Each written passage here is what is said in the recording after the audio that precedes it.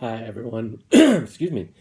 So, my apologies. Much like you, sometimes professors face challenges too. Um, Mine came twofold. One, my wife got injured. She's had a couple MRIs and has been laid up.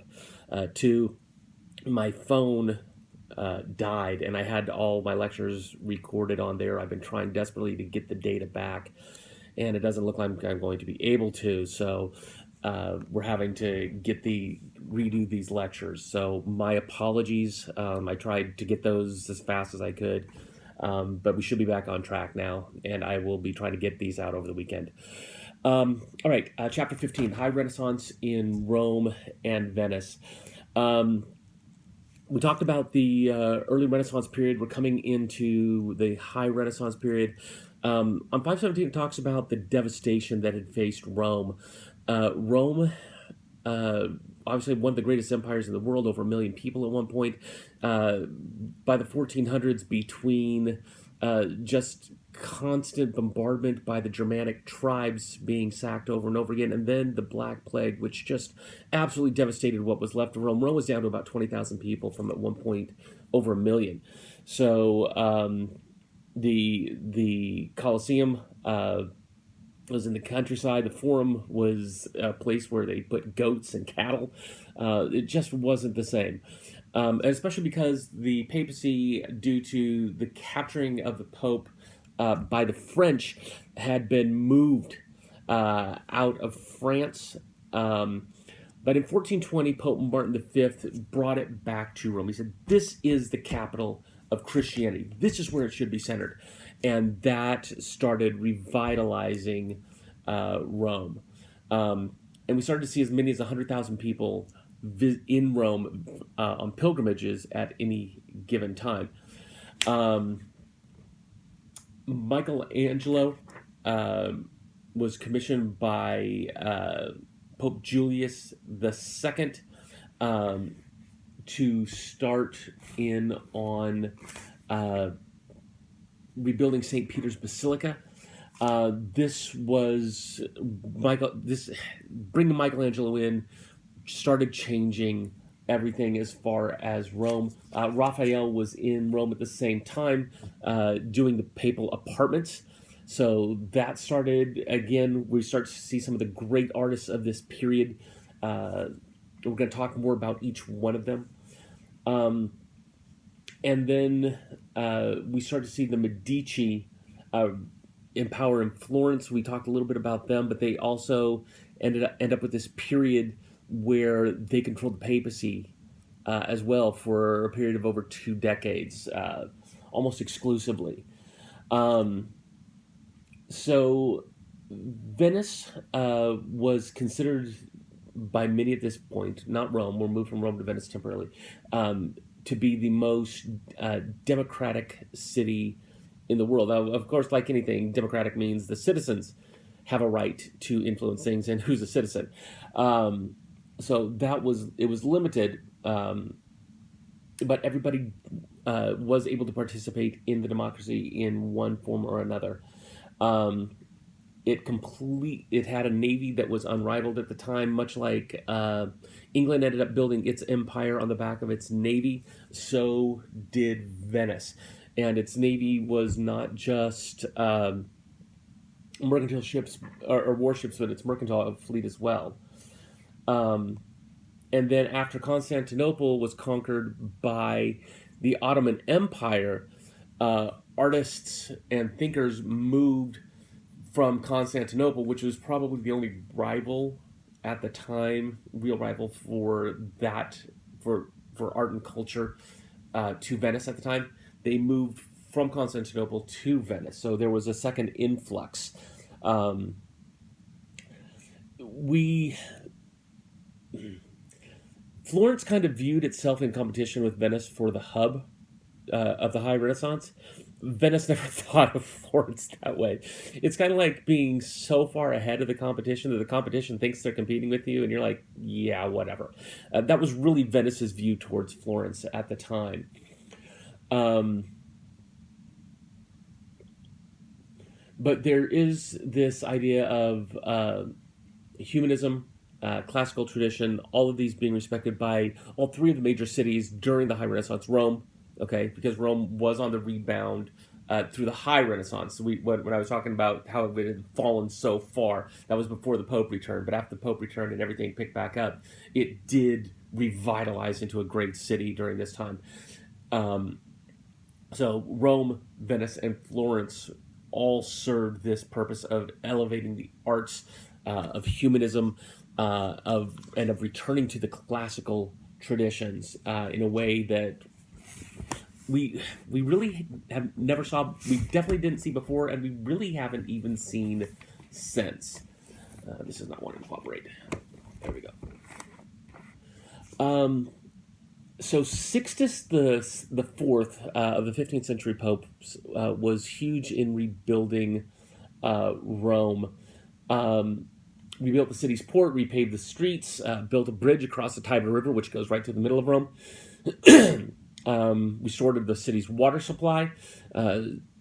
Remember, Rome had, even in the ancient times, had massive indoor plumbing systems, the aqueducts, etc. Sixtus brought these back.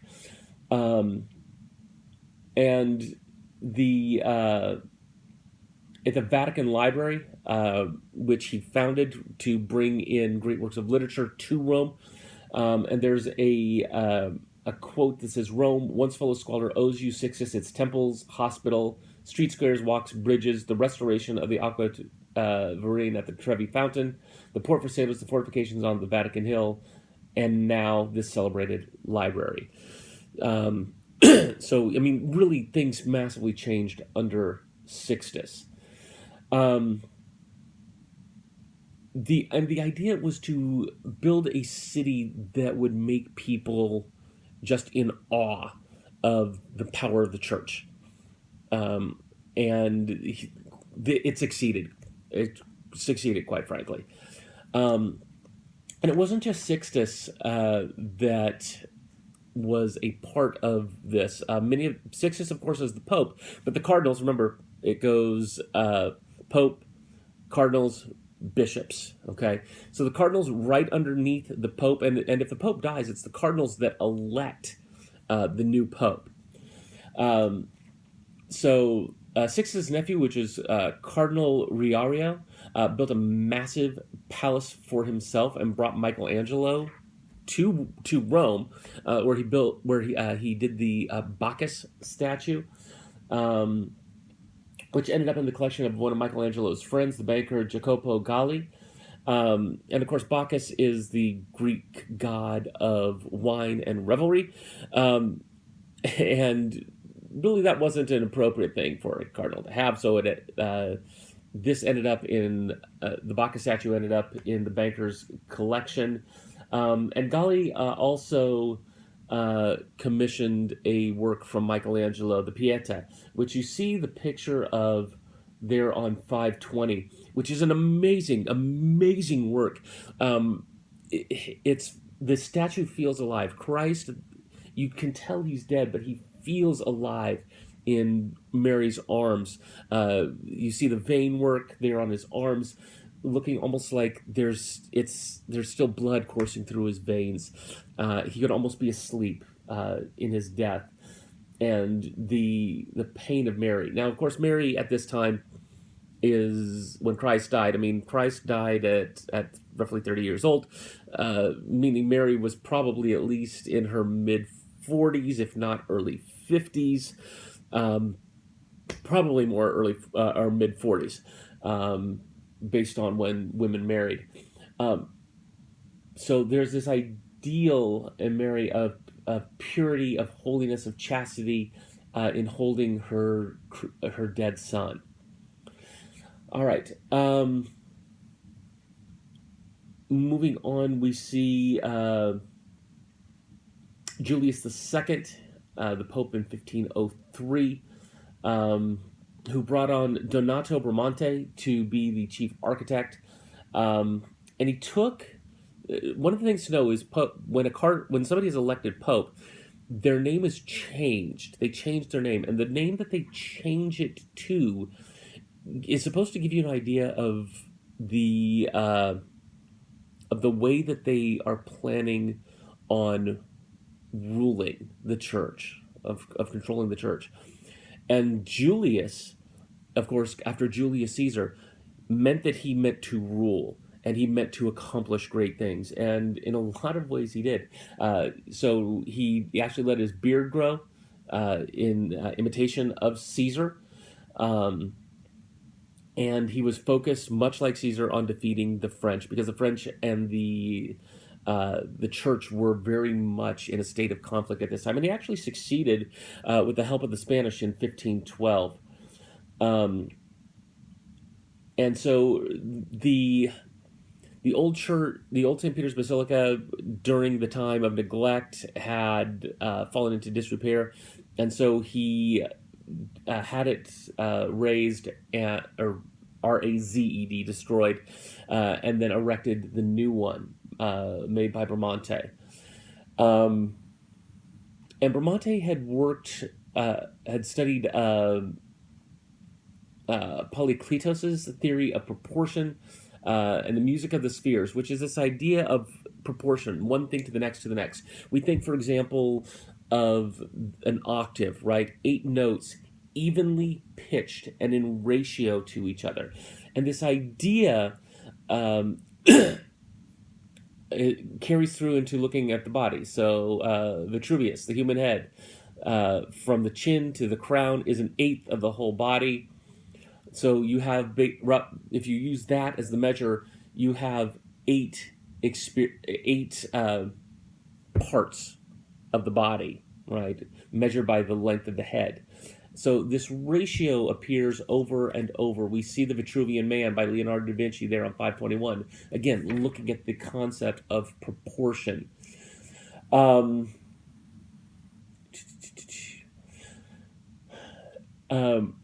so this carries over into the new St. Peter's Basilica, formed in a Greek cross with things of equal length that intersect. Okay, so much like the upper body, lower body intersecting as the arms come in.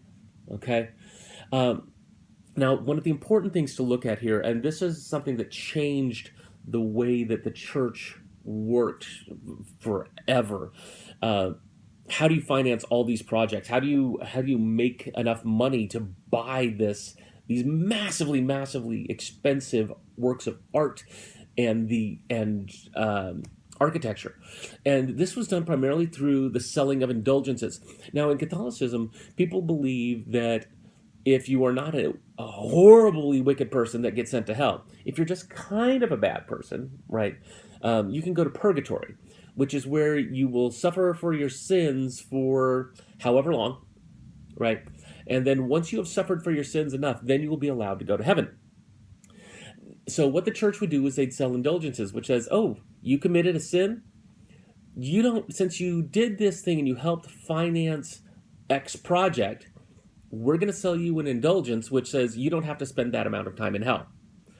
And the church, so essentially, wealthy people could go around committing sins, and they would never have to pay for them in the afterlife because, they had bought their way out.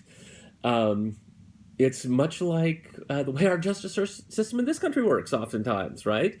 If you have enough money, you can get out on bail, you can afford the best lawyers, and get off. And that was basically what they were doing here. Just as and we're going to talk more about that a little bit later when we talk about the Protestant Reformation, Martin Luther, etc. So just as the new St. Peter's Basilica was getting underway, the Sistine Chapel was going to also be underway. And again, Michelangelo was a part of that. So the Sistine Chapel, named after Sixtus IV, who we talked about earlier, was built between the old St. Peter's Basilica and the Papal Palace. It was built to the proportions described the Temple of Solomon in the Bible. And the ceiling of the Sistine Chapel is it's one of the greatest pieces of art in the world. I mean, there's no arguing that. It is thoughtful. It is incredibly detailed. um, and it just comes to life. Originally, the plan behind this was to show scenes of the apostles. Michelangelo didn't like that idea, and what he did instead was he did 9 frames. Okay, 9 frames, um, and in that he did of the 9 frames he did it was all from Genesis, 3 scenes from creation, 3 scenes from the story of Adam and Eve, um, and then he did 3 scenes of Noah and the ark. Okay, and then there are supporting pieces around these, and many of those, and some of those scenes, the scenes from around it, uh, are from uh, uh, pagan traditions. Many of them are prophets. Okay, um, and one of the greatest of these is the Libyan Sibyl, and I'm just going to come around here. Okay, and that is the Libyan Sibyl that I have on my wall. Um, the Libyan Sibyl deals with revealing of the unknown. Okay, and all things will be revealed, and so that's one of the things that I love about and why I actually keep that is because I'm a believer in the search for knowledge, and that's really what the Libyan Sibyl represents.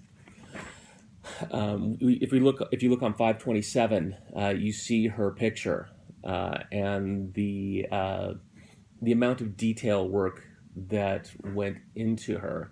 Um, the the idea of for example, the left hand dropping below the right to show it the hands in motion, the splaying of the foot, and the detail work there. Um, excuse me. And this was one of the last works that he did on the chapel. Was the Libyan Sibyl, which is interesting because he gets better. Like from when he started to when he finished, he got better. And the Libyan Sibyl, as really one of the very last things he did, is one of his greatest pieces there. One of the other pieces that we see there is on 526 is the creation of Adam, which is also just beautiful. Again, he started with Noah, right? So he starts with Noah, he goes to Adam and Eve, and then he goes to creation. So again, this is one of the later pieces, and so we see the kind of the womb almost around God in this very active form, Adam passive, right? And really kind of a criticism of humanity. God, man almost lazily reaching out, having his hand there while God is actively reaching towards you, and Eve underneath God's right shoulder, right, as he's bringing Eve to him.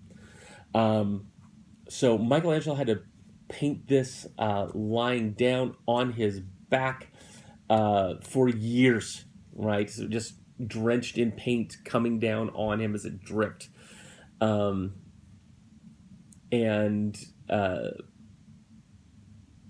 sometimes he did stand at times, but predominantly lying down. And what was frustrating about this for Michelangelo, we look at these beautiful, beautiful pieces of work that he painted, and Michelangelo didn't like painting. Like, he genuinely did not like painting. He considered himself to be a sculptor, and his sculpture's magnificent. He's in the Western tradition. Okay, in the Western tradition, he might be the greatest sculptor of all times in the Western tradition, and he thought of himself as a sculptor, not as a painter. Didn't want to paint, and yet he paints this incredible, mind-blowing piece.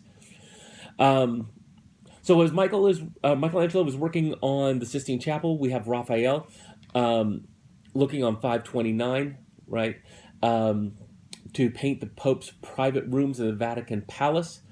And we have here again kind of this offset of Christian and pagan tradition. So four major areas of humanist learning: law and justice, represented by cardinal virtues; the arts, represented by Mount Parnassus; theology, represented by the Disputa, or the dispute over the sacrament; and philosophy, represented by the school of Athens. Okay, so Mount Parnassus and the school of Athens had classical themes, and the other two Christian themes. So again, kind of this universal appeal, this idea that yes, we are looking at what is holy and what is divine, but that doesn't mean we don't acknowledge that we are in a world, in a physical world, and that there is learning in this world, and we have to look at that as well. These are often debated as to whether or not they're appropriate for the Pope's apartments. Okay. And so that same duality that we see in Michelangelo, we also see in Raphael's work. For example, Plato in the School of Athens is looking towards heaven, whereas Aristotle is looking down, right? Palm towards the earth. So Plato, of course, we talked about Plato in his Republic, right? That the whole world is just a reflection of a better place. And that's that spiritual place. That's where Plato looks. Aristotle, very much grounded in empirical, physical evidence here. And so we see this duality between the two carried out. And the people at this time said, that sounds like a big difference, but it's really not. It's more a matter, it's not that knowledge is true. Knowledge is true regardless of where it comes from. It's just their approach to finding it that is different. And so they didn't see kind of the schism that we talk about. After Julius died, Pope Julius II died in 1513, shortly after Michelangelo had completed the Sistine Chapel, we start to see the influence of the Medici Pope. So the first one is the son of Lorenzo the Magnificent, who we talked about earlier, and this is Leo the 10th. Okay, and there's this 21-year period where the Medici popes ruled Rome, briefly interrupted for a 21-month period by Adrian VI, who really was not happy with the quote-unquote excesses of the prior popes in building all of these things. Very much more of a pious man. So looking, for example, at Raphael's painting there on 532, we see the Pope, right, and two other cardinals. And the contrast between them that we see, it's interesting how he sets up all these contrasts within this painting, right? Nobody's looking in the same direction. Usually if you've got three people in a room, at least two of them will be looking the same direction. Like everybody's going different ways. The contrast between the Pope and in his satin and the silk, in the ermine, not satin, he's wearing ermine, and the silk of the cardinals behind him, as well as the dark kind of feel to it, contrasted by the light that we see just reflected off of the ball on his chair. So this it conveys a sense of the dramatic, because drama is achieved through contrast. Okay, you have this thing, and then you have this other thing, and they are at odds with each other. And this is what he does: is create this tension within this painting. Now we talked about how these projects were being built on the sale of indulgences, right? And Martin Luther, who was a priest in the Germanic areas, publishes 95 Theses, which is challenging 95 different things that were being done by the church. The biggest of these, at least from this perspective, was the sale of indulgences. He felt that it was absolutely ungodly that people should be able to buy their way out of sin and be allowed to essentially to sin without consequence, because they happened to have wealth. Um, so the the Medici's ended up being spread thin. They still tried to assert influence uh, in Florence. They still tried to build on uh, their traditions, but were starting to slip just a bit. Um, uh, they also did found a new Greek academy in Rome, um, and a lot of this was based on rhetorical skills, right? The ability to speak, because one of the things that Leo hated was poor preaching. Somebody getting up and not being able to move the people that he was speaking to, and so by teaching classical rhetorical traditions, ethos, pathos, logos, kairos, these types of things, right? The ability to move with logic, the ability to move with your presence, the ability to move people uh, with emotion, right? The ability to say something in a timely manner. This was the skills that he was attempting to develop within the laity of the church. Um, okay, 534. Niccolo Machiavelli. You might have heard the term Machiavellian.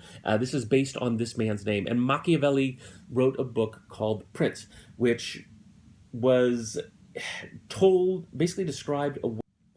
Sorry, got interrupted. So the Prince basically describes a way of ruling that rests on destroying your enemies, and that you are, as head of the state, the prince, okay, the ruler. What is in the state's best interest is what is in your best interest. So in order to benefit the people that are under you, you do what benefits yourself. um, in war, you have, according to Machiavelli, you have to be able to set aside what is moral for practical victories, right? If you want to, the prince has to learn to be, as Machiavelli put it, you have to learn how to be other than good, which is his way of saying evil, right? But couching it in nicer terminology. Um, if you conquer a state, he says you have the option to either live in it, let the people keep their own laws, or to devastate it. And he favored devastating it as a way of keeping behavior. Um, and he studied the ancient Roman rulers. He really admired the way that they were willing to do what was necessary in defense of their country. Looking at Romulus and Remus, the twins who founded Rome, Romulus, of course, killed his brother Remus, and Machiavelli was like, "Yep, did the right thing. Good for him," because that was basically his idea is if you do something bad that has good consequences, then doing the bad thing was in of itself a good thing. Um, and he also believed that a prince should be feared, not loved. He did not believe he felt that people responded better to fear than they did to love. Um, this text did not set well with people of the time, especially with mainstream Christianity at the time, because it was too much at odds with what was considered to be Christian morality. Um, it has now come to be regarded as one of the earliest works of political study. Um, so after Leo died, Pope Leo X died. Adrian VI took over. He didn't last long, and then Clement VII, another Medici, came into power, but he did not reach the level of success that his predecessor did. Um, Rome was ended up being sacked by the Holy Roman Empire, and many of the artists' workshops and homes were destroyed at this time, and they fled, and many of them never came back. This kind of marked the decline of this period of the High Renaissance in Rome. excuse me, we do start to see this read and response uh, music come in. If you look on 537, right, it's supposed music sung a cappella, which a cappella means in the manner of the chapel. Um, and then we see the what's called the paraphrase, also 537, and this is where there's an existing melody that all four parts basically play off of. So you'd have the sopranos Kyrie, Kyrie, Kyrie. So it's basically slight variations of one melody sung by all four voices. Uh, and this is a point of imitation. All this musical theme taken up by all the voices in succession. So basically, they come around on each other over and over again. Okay, 538. We see the High Renaissance in Venice, right? And Venice is unique, really, in the whole world. It's the city built around canals, which you would think wouldn't work, but man, try invading that, right? If somebody has a fantastic navy, how the hell do you start to invade a city that's built on all these different tiny islands, essentially? This happened because Lombards invaded the area, and the local population fled to these lagoon islands, and then they just started joining these little islands together, and then that's how you get Venice. It's crazy. So this very sensuous style, influenced by the Gothic, but taking on a light of its own, developed within Venice. We see the Doge's Palace built in 1340 on 539, right? You have this idea, these open arcades, right? These walkways that you see that go around. You see all those pillars and columns that are open to the outside. And the color of the ornamental and stone, this white and pink, are designed to kind of reflect light to make it almost appear as a gem. And this became one of the hallmarks of Venetian architecture. If you turn over to page 540 again, you see the Ca d'Oro, the House of Gold, and again we see these open arcades, right? And of three different styles on each level.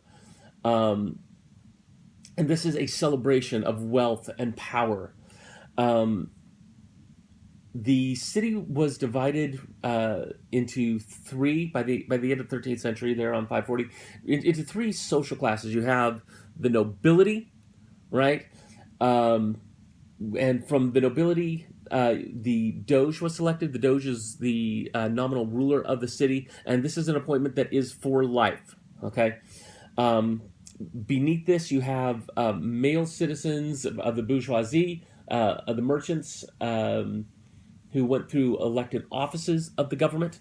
Okay. And you had to prove, in order to become part of this class, that nobody in your family had ever done manual labor. Okay. Basically, you had to prove that you were lazy, right? And then 90% of the remaining population was artisans, craftspeople, shopkeepers, etc., etc. Okay. Now, this is the strata of society. Okay, these are the layers. But something that cuts through that is the school, or the schools, right? And these are various religious organizations dedicated to a saint.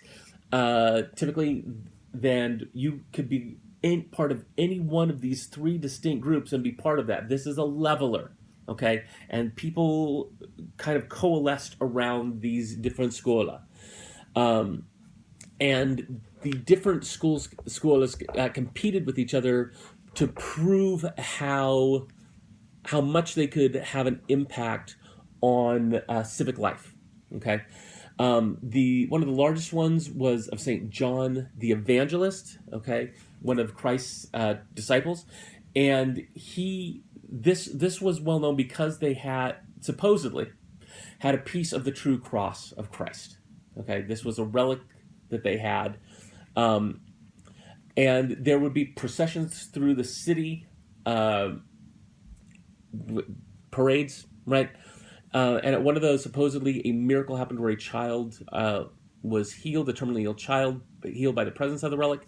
And we see on 541, we see a painting by Bellini of one of these uh, processions. And then on 542, we see another one. Notice how in both of them there's this real emphasis on the city itself. On 542, it depicts the healing of this child, right? It's there, but the emphasis is, it's kind of off to the side. The focus is on the city and what the city, the greatness of the city itself.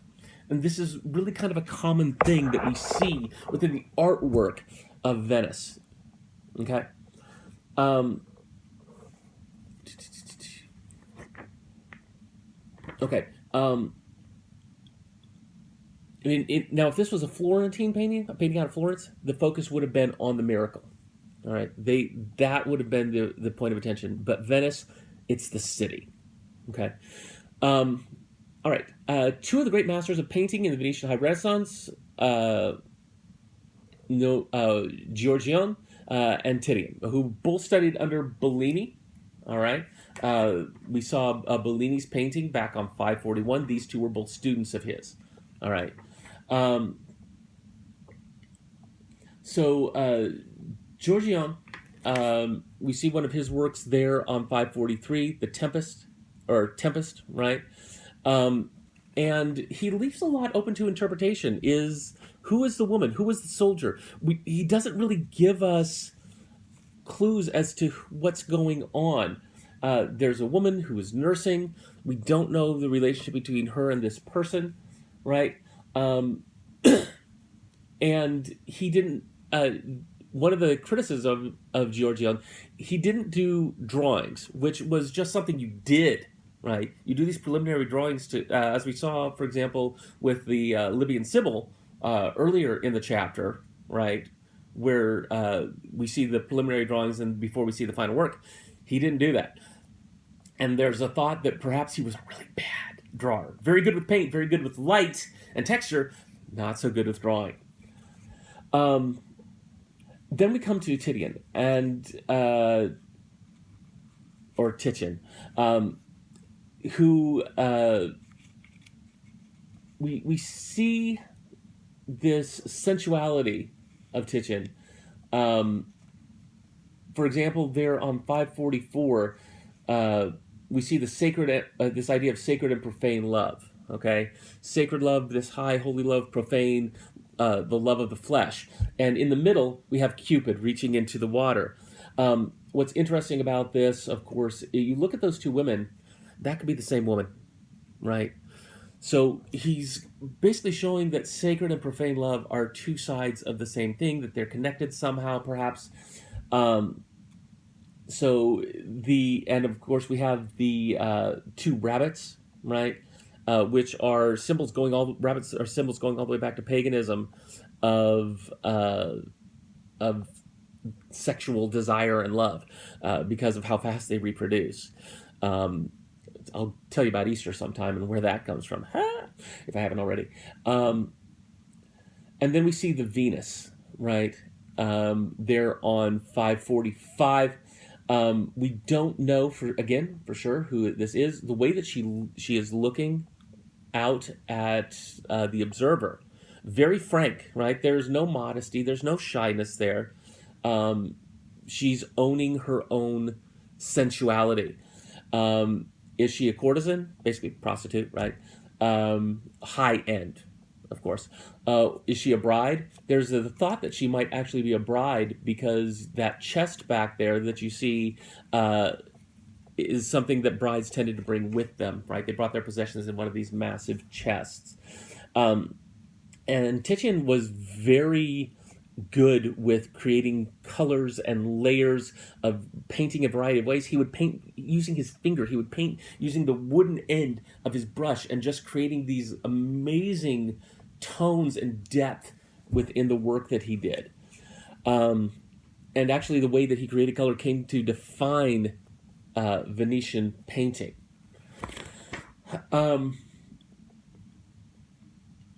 Okay.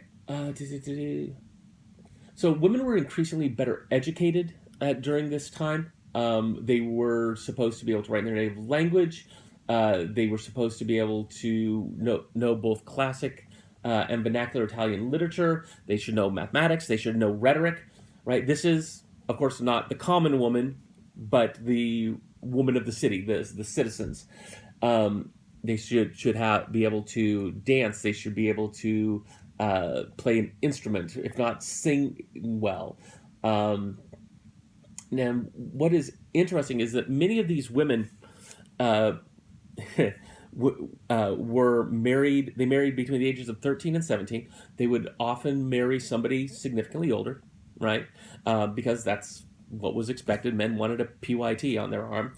Um, and then the man would die. And when the men would die, the business would be passed on to their wives. And under Venetian law, women could own their own businesses and have their own property. And so now all of a sudden, these businesses were in women's hands. And as long as they didn't remarry, they could run their businesses. So you'd have these widows who would take over these businesses, and there were times, we want to talk about, gold digging. It was the only way for women to really get power at all. And so, well, not at all. We'll talk about courtesans here in a minute. So so women would oftentimes intentionally marry older men that were closer to death, knowing what they would have to put up with, but also knowing that on the other side, they would inherit these businesses, and it was the only way they could get them. Now, you have the Bella d'Este, the Duchess of Mantua, and gifted musician. She mastered the lute, the lyra di braccio, which is a bowed sitting instrument that's kind of like the violin. Avid collector of art, bought works by Italian artists, not even ones that she liked, but just so she could say that she had something by that person. Built quite a collection. So regardless, the wife's duty typically was not to be out in public, but it was rather to sit back and manage the private affairs of the home. Okay. And everything within the home was supposed to have its right and proper place, and it was a woman's responsibility to make sure that she could do that. And the thought is that if a woman supported her husband and the husband rose, the woman rises along with him. So it was her job to take certain things off his mind that he didn't have to worry about, and to support him in his rise in any way that she could. If you look, for example, at the quote on 547, right? She should have knowledge of letters, music, painting, know how to dance, know how to make merry. In other words, know how to conduct herself at a party. Give a good impression of herself, her laughter, her play, her jesting, and everything. She will be very graceful, will entertain appropriately. In other words, not only go to parties, know how to behave at them, but also she should know how to host. With witticisms and pleasantries, in other words, have a knowledge of rhetoric, befitting her, everyone who shall come before her. Right. All right, moving on, Renaissance feminist Laura Serta, educated by nuns at the age of 19 years old in 1488, she published Family Letters, a manuscript that contained 82 different letters to friends and family. And letters were one of the places where a woman could assert herself through rhetoric because it was considered private. And then by publishing these private things, she made them public. But since they were private things, it was still okay. And by this way, they were able to still have some public face. She was able to have some pace of rhetoric. She wrote Defense of Liberal Instruction for Women. Someone had praised her as a prodigy, saying that women humanist scholars were rare, and even suggesting that her father had authored her letters. In this, she explains why so few women are scholars and defends her own learning, and admits that many women do focus on smaller things, combing their hair, keeping the house, etc. Some do aim a little bit higher than that, looking at becoming that Renaissance woman that we talked about.